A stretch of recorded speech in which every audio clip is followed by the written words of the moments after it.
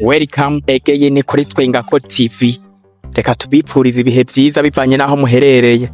So guys, burero tugarutse ni mu nkuru ibabaje yo muri industry ndundi, inkuru ibabaje cyane gose aho twabutse umuntu akomeye muri industry mu gisata ca comedy muri no entertainment. Muramuzi se yagiye aboneka mu biteramo bigiye bitandukanye by'abakuru ahantu mu manama hagiye hatandukanye. N'umukomedie yagiye agaragara mu biteramo bigiye bikomeye, yaba iby'abastare, yaba iby'abaperezida, yaba nyene yaba iby'amashira hamwe. Uwo mukomedie akaba yitwa Bakame comedian body. Rero akaba yabashije kwitaba Imana, yitabye Imana aho byagiye kumenyekana kuri uno munsi mu gitondo. Rero akaba ari inkuru ibabaje iriko icana cyane aho kumbuga ngurukana bumenyi, nubwo tutaramenya icoba cyaratumye kugire ashoboye kuba yitaba Imana canke se apfe.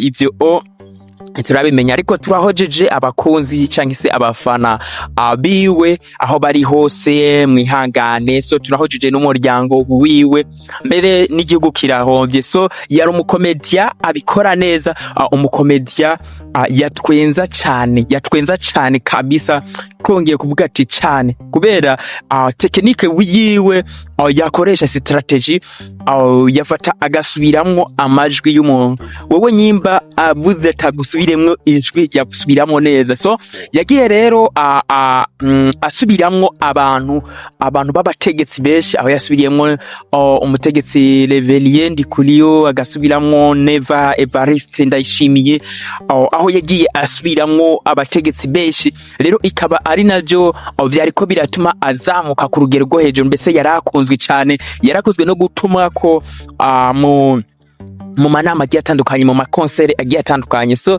rero reka tuvuga ati Imana imuzigame mu bwami bwayo. Hasta la vista. Aha none ni kuri TWENGAKO TV.